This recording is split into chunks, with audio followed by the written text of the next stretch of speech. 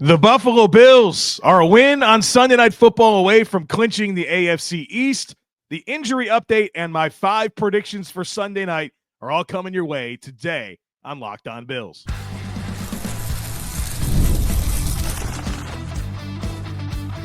You are Locked On Bills, your daily Buffalo Bills podcast. Part of the Locked On Podcast Network, your team every day.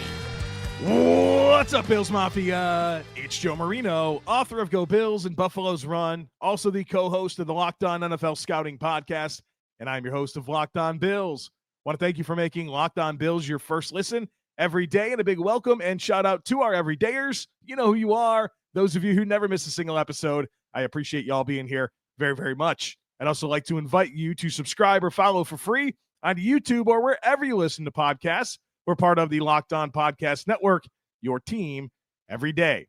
Well, folks, welcome in. This will be the last conversation that we have before the Bills play the 49ers on Sunday Night Football. And we typically have this last episode before the game where I give you some final thoughts. I talked to Dr. Kyle Trimble of Banged Up Bills about injuries, and then I give you my predictions for the game. We're sort of going to do that today, but it's going to be a bit of a condensed version. You probably already could tell. I'm losing the voice here a little bit, folks. I'm losing the voice. I feel fine. I feel completely healthy, but I got a bit of a sore throat, and it's that time of year. It's that time of year. The weather's changing. I got some vocal strain. I talk a lot. I do 13 podcasts a week, plus radio, plus I got 2 little kids, so I talk a lot, and so it usually catches up to me about this time every year. So we're going to power through and get you a little bit more of a condensed episode today as I do the best I can. Another thing to keep in mind, I'm recording this thing on Friday morning, and so there's probably going to be some news that comes throughout the day on Friday that I just don't know about. And so whether that's some of the status of players for the game, et cetera, I don't know that information. So just keep that in mind with what I have to share today. But I do want to start by mentioning this.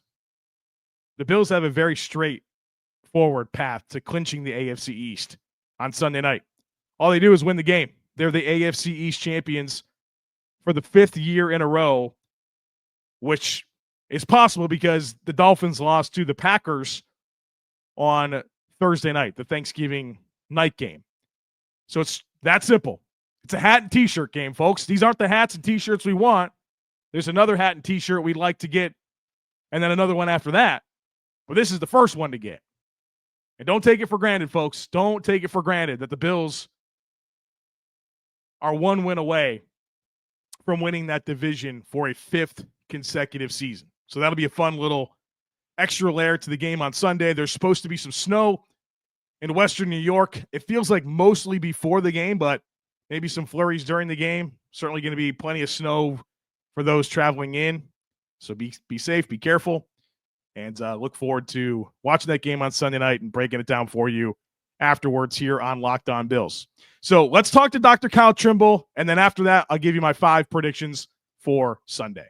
I'm joined now by Kyle Trimble. He's a doctor of physical therapy. He runs bangedupbills.com. You can follow him on Twitter at bangedupbills. He joins us each week to get ready for the upcoming Bills game from an injury perspective. And Bills are coming out of the bye week, facing a very injured San Francisco 49ers team, but the Bills seem to mostly be trending in the right direction, except for Dalton Kincaid, who didn't practice on Wednesday or Thursday. And let everybody know right now, based on just the way that schedules are for me and Kyle the rest of the week, we're recording this on Thursday night. So this podcast is going to come out on Saturday. There's going to be information that you have that we don't while we have this conversation right now. So please keep that in mind as you listen to us navigate this. But I do want to talk about Dalton Kincaid, who obviously missed that Chiefs game. Coming out of the bye, not practicing Wednesday or Thursday, doesn't look like that's heading in a good direction in terms of him being available this week, and certainly a lot of questions about how much longer.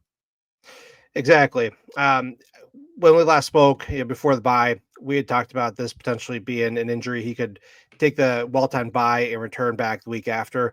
It looks like the Bills are stretching this out a little bit more. There might be some different variables to go into this. By video, it looked like a left PCL sprain when he tried to dive for the ball. He did try to return with the brace on and just realized he couldn't protect himself, as he put it in his words. So he missed all the week of the Chiefs, which wasn't surprising, had the bye, and then was unable to practice Wednesday or Thursday. And we know that on Thursday, this was actual practice, not an estimated practice, because they do differentiate that on the injury report. So he isn't trending in the right direction to be playing on Sunday, but considering PCL sprain, trying to push off the leg, trying to jump, if I don't think the injury is as severe as maybe some people are thinking now that he's missed now 2 practices and probably going on a third. But sometimes the PCL injuries can take a little bit longer to recover from. I've put on my site a few different times and on Twitter, if you want to look for it, different timelines of different players who have had the PCL injuries.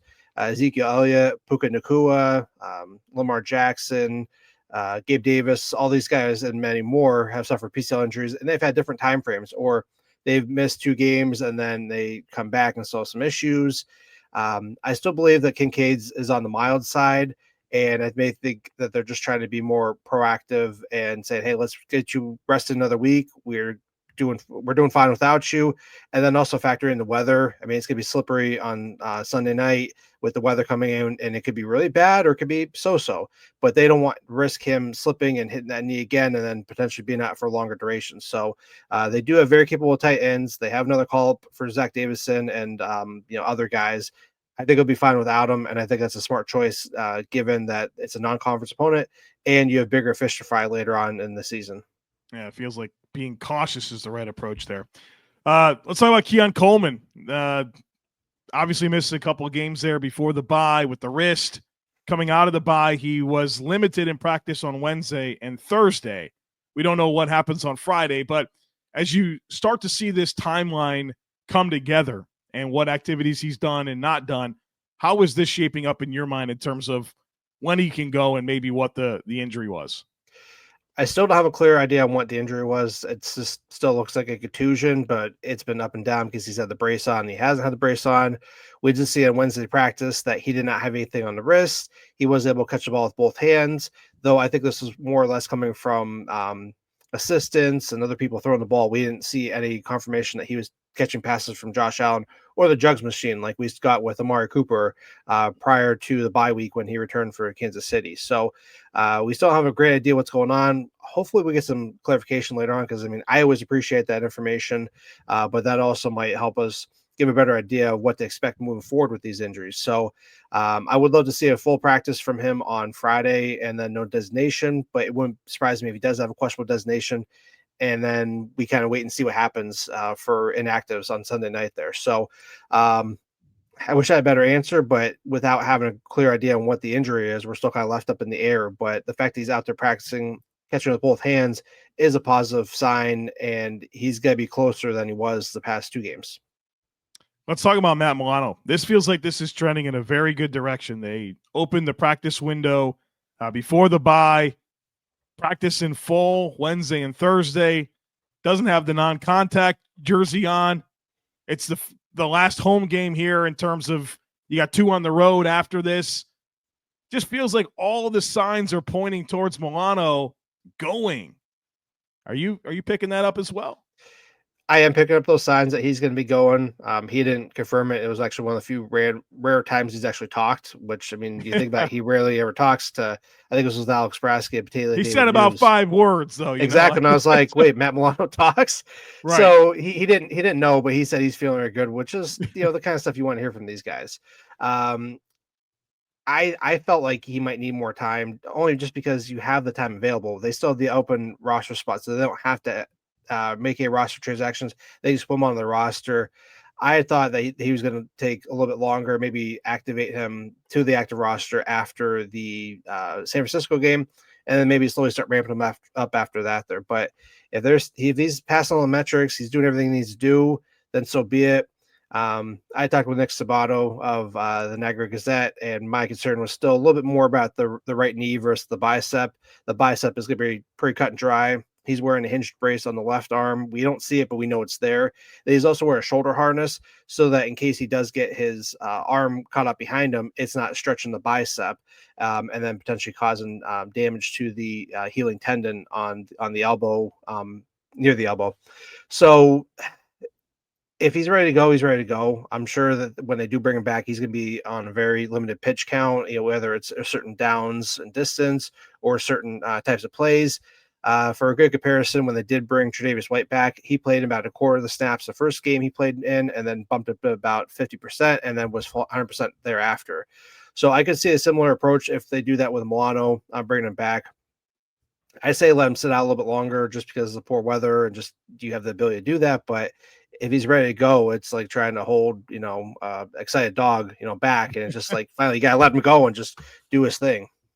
I feel confident that the Bills won't put him in a position where he's playing sooner than he should. I just feel like they're going to do the response. It's been 400 something days, man. There's no reason at this point to rush it and do something silly. So I'm sure really there will be. Yeah, I mean, they really don't do that to begin with. I mean, the only time they've done it was Von Miller, and he's more like that was more an exception, not the rule. So, to go back to you trust what they do. I do trust what they do. Sometimes it doesn't make sense, but ultimately it's the right decision. Another couple players coming off injured reserve, or at least a 21-day window, has been open for two players. Dwayne Carter, the defensive tackle, Tylen Grable, the offensive lineman. Both rookies, both have been on an injured reserve. Now, these guys, since they started the practice window, they count against the 8 players that the Bills can bring back off IR. So it would appear that they're on the right trajectory to be activated. I don't know that happens this week. They have practice in full this week, which is good news. But where are you at with both of these situations? I think it just comes down to not if they have the spots. They will have the spots eventually, but I think just as they can move guys around, whether it's cutting Quentin Jefferson, Jordan Phillips, Jalen Virgil, some other lower toward the bottom of the roster guys. I think it might just come back down to just getting back in the swing of things. To quickly recall, Dwayne Carter suffered a right wrist injury against Tennessee Titans week 7. He practiced, but then was placed on injured reserve prior to week 8. The team did confirm he had surgery. That's something I missed initially, but I saw Joe Biscaglia, the Athletic, had noted that. And then on One Bills Live, they had noted that the other day where he had surgery. And then they also confirmed that Tylen Grable had surgery, because at the time for him, they had said that Sean McDermott had said that they were going to be expecting him to be out a few weeks, and they classified it as a core muscle / groin injury. So knowing all that stuff, it's not surprising that these guys are slowly ramping back up. Grable being well over, I think it's about 2 months now, and then Carter being about 5 or 6 weeks there. So for their respective injuries, they're on the time frame to come back. It just, who do you take off the roster, move these guys back onto the roster? If it doesn't happen this week, it could happen next week, and it just might come down to if guys unfortunately get injured during the game. So I like that both are coming back up. I knew that Carter was going to come back given the injury, and just how you place him back on there, and then Grable, only because I wasn't sure if he was going to come back just because he's rookie. And then do you have a spot for him since Brian Vandermark's been playing so well and they have other capable offensive linemen? The only other injury is my own, Joe Marino, throat. He's battling through it. We're struggling here. We got the green tea. We got the cough drops. We're going to do all we can here to get this throat right. That way we can celebrate Victory Monday the next time that I'm able to record a podcast. But we're fighting through it. Thank you, Dr. Kyle Trimble, for coming on and sharing your expertise. We appreciate what you do for us each and every week here. Absolutely, Joe. Go Bills. Get ready to tackle the NFL action with FanDuel, America's #1 sportsbook, because right now, new customers can bet $5 and get $150 in bonus bets if you win. The FanDuel Sportsbook app gives you everything you need to place live bets on the NFL all in one place. So when you get a hunch in the middle of the game, you can check out the latest stats, view live play-by-play, and so much more on the same page where you place your bets. Just visit FanDuel.com to join today. You'll get started with $150 in bonus bets if you win your first $5 bet. And folks, so many great lines across the NFL this weekend.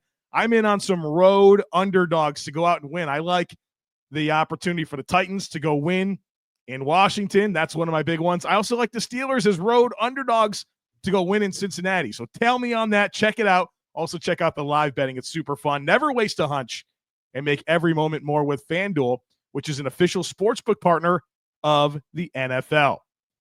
Folks, you know you want to get to the stadium, see Josh Allen play. Well, if you do, you got to get the Game Time app. Game Time is the fast and easy way to purchase tickets for all the sports, music, comedy, and theater events near you. There's nothing like being at the stadium. I was at Arrowhead Stadium when the Bills beat the Chiefs and Taron Johnson picked off that pass, picked off Patrick Mahomes to clinch the game. That was so much fun. I was at SoFi Stadium for the Bills NFL kickoff opener against the Rams. These are memories I'll never forget. Make memories for yourself. Get to the stadium and get your tickets through Game Time. Game Time is an amazing service. The app is awesome. They give you flash deals. They give you a picture from your seat, and they specialize in last-minute ticket specials. So take the guesswork out of buying tickets with Game Time. Download the Game Time app, create an account, and use code LOCKEDONNFL for $20 off your first purchase. Terms apply. Again, create an account and redeem code LOCKEDONNFL for $20 off. That's LOCKEDON NFL. Download Game Time today. What time is it? It's game time. All right, folks, it's prediction time here on the podcast. Before I give you my 5 predictions, I want to issue a big shout out to the Mid-South Bills backers in Memphis, Tennessee. They meet over at the Kooky Canuck, and my grandparents are going to be out there this weekend. My aunt and uncle as well, taking in the Bills game, Sunday Night Football. They'll be at the Kooky Canuck with the Bills backers in Memphis, Tennessee. And if you're there, say hello. They're going to raffle off a few items, and it'll be pretty cool. So check them out. My grandparents are awesome. They're some of the biggest supporters I could ever have. They encourage me and really do a lot to help promote. And so check them out if you're out in the area. All right, my predictions for Sunday. I got 5 of them for you. Number 1, I'm predicting 150 rushing yards for the Bills. I think the Bills are going to have a good day running the ball. I don't really think much of what the 49ers have with their defensive line. Especially, they've got some guys that might not play. Not just Bosa, but other guys that are banged up at the defensive tackle position, and I don't think any of them are particularly stout anchor guys. I think they're missing Javon Hargrave a ton. I think the Bills are going to run the ball extremely well. Put me down for 150 rushing yards or more. Number 2, while I am anticipating a big game for the rushing offense, I think Josh Allen will play pretty well. Put me down for 3 Josh Allen touchdowns. And that could be rushing, could be passing, 3 or more. I think this is one of those big showcase games for Josh Allen, Sunday Night Football. I think he grew up a 49ers fan, if I'm not mistaken. So I'm sure he'll want to put on a bit of a show. I think they'll run it well, but I think that Josh Allen will have some nice touchdown production in this game. Put me down for 3 or more touchdowns for Josh Allen. Number 3, speaking of Josh Allen, I'm predicting that he does not get sacked in this game. Obviously, that's a bit of me leaning into Nick Bosa not playing, but I think there's going to be a good opportunity for the Bills to control the line of scrimmage, to stay on schedule, to play an efficient style of offense that also produces a lot of points based on the way that this 49ers defense is constructed. And I don't think they sack Josh Allen. Number 4, this is probably my most aggressive take. It's time for Rasul Douglas to get a takeaway. It's time. So whether it's an interception, a forced fumble, or a fumble recovery, put me down for Rasul Douglas getting on the board. It's crazy for the Bills to be as good as they are at taking away the football. 18% of drives end in a takeaway. And I think Rasul had 6 takeaways in that stretch of games last year that he was on the Bills. He's known for taking away the football. He didn't have any this year. That changes on Sunday night. He's going to get a takeaway. So either an interception, forced fumble, or fumble recovery. Lastly, you can probably tell by the vibes of these predictions, I am predicting that the Bills win this game. Be their 10th win of the year, clinch the AFC East, and be a nice one to get, obviously, as you're about to go on the road after this to go to the Rams, to the Lions. Feels like the Bills are getting healthy, and I think they're going to come out and take care of their business on Sunday Night Football against a very banged-up 49ers team. So to recap, 150 rushing yards for the Bills, 3 touchdowns for Josh Allen. Josh Allen is not sacked. Rasul Douglas gets his first takeaway, and I'm including interceptions, forced fumbles, or fumble recovery. He's going to have one of those in this game, and then a Bills win. All right, folks, that's it. The hay is in the barn. We've done all we can this week to get ready for this game. Only thing that's left to do is for the Bills to go out and win it. All right, folks, thanks for being here. Thanks for suffering through my vocal challenges here on this episode. Hopefully I'll be able to not talk as much throughout the weekend, and I'll be ready to go for the post-game podcast on Sunday night. Of course, I'll stay up late and get that thing to you real late. All right, as always, I kindly ask that you share, subscribe, rate, and review. Have a great rest of your day. Go Bills, and I look forward to catching up with you again real soon.